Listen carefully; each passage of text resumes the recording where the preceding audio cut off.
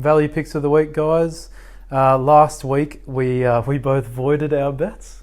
So you picked Tottenham -1 and they won by 1 goal. So there's a void there. And I had Arsenal draw no bet against Chelsea, and that also voided.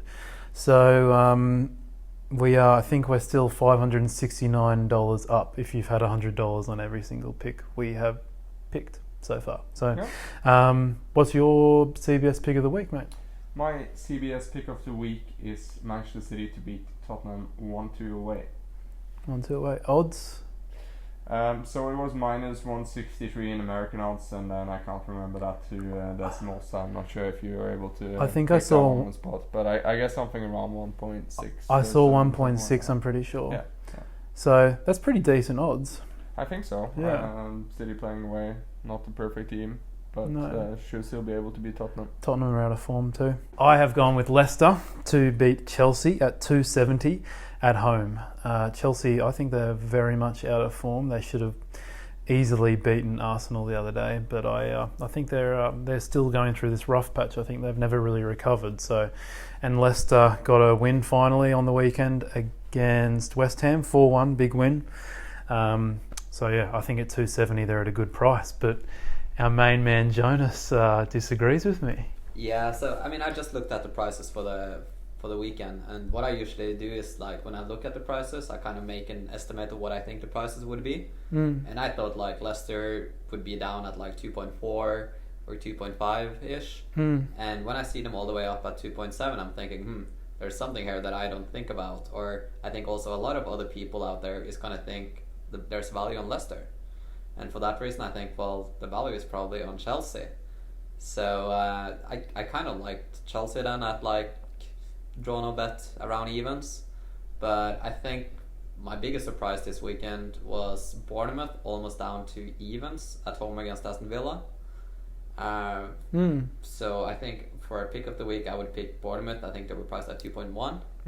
And if you want to play it safer, you can go for like -0.25. It's going to probably be around 1.8. Yeah. But let's go Bournemouth. Yeah, so can you explain a bit more about the Chelsea-Leicester game? Like why? So you're saying you see value in the Leicester, but then why are you also saying that you see value in Chelsea? Yeah, so one thing I learned early in my betting career is that most people out there is going to have the same opinion as you. So if I feel, and I'm just being like honest when I put down what I think is the odds should be, and then you can imagine for yourself, if you ask like 10 people out there, where do you see value for these prices?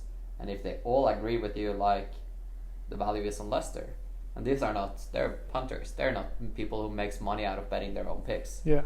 Then if they all agree that the value is on Leicester, I can guarantee you the value is not on Leicester, which is why I kind of liked Chelsea at the price when I saw the prices, because I was like, all right, But for what I know, like it could be some, I haven't read up about like injury news or anything like that. I guess Vard is missing for Leicester at least. So. Yeah, so that's probably like one thing that people maybe undervalue, like his importance in the game. It's just like on general, like whenever you see something priced that low or much higher than you expect and the markets expect, go with the other side is like what I advise everyone to do.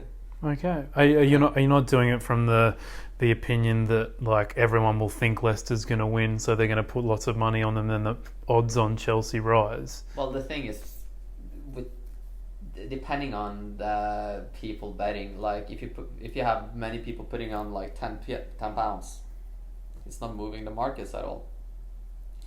But the bookmakers are also doing this to make money, and they know before the weekend starts where are the majority of bets coming. Is it going to be on the home team? Is it going to be on the away team?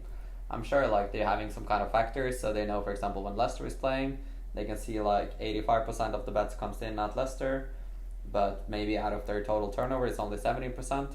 So they're also smart enough to understand, well, look, we want to have bigger margins on Leicester than we want on Chelsea for this game. And sometimes also the market is not the true price. The true price can be way off, but it's hard to be way off in the Premier League. Because they're not necessarily optimizing for true odds, but for making the most profit on the game. Yeah, and we know also like the big boys, they're not placing their bets on at least early bets on the open markets. It's like off markets that's being placed the big bets. Like you have from what I know though. But it's hard to say what's really happening behind the scenes and markets. How much is like market manipulation because people want to get on way more money. If you were to log into Pinnacle right now, you can maybe get like $1,000 on Premier League. Yeah. And $1,000 is not really enough for those big syndicates. So they want to maintain that price, try to get on more in different markets, whoever contacts they have or opportunities. And then we'll see. So we're recording this on Monday. Yeah. So now like the price on Bournemouth was 210. Price on Chelsea, Leicester, that was like even 2.7 both ways. And I believe when the game is starting that Chelsea is actually going to be favorites, and I believe Bournemouth is even going to drop more. All right. But after what you've said, mate, definitely.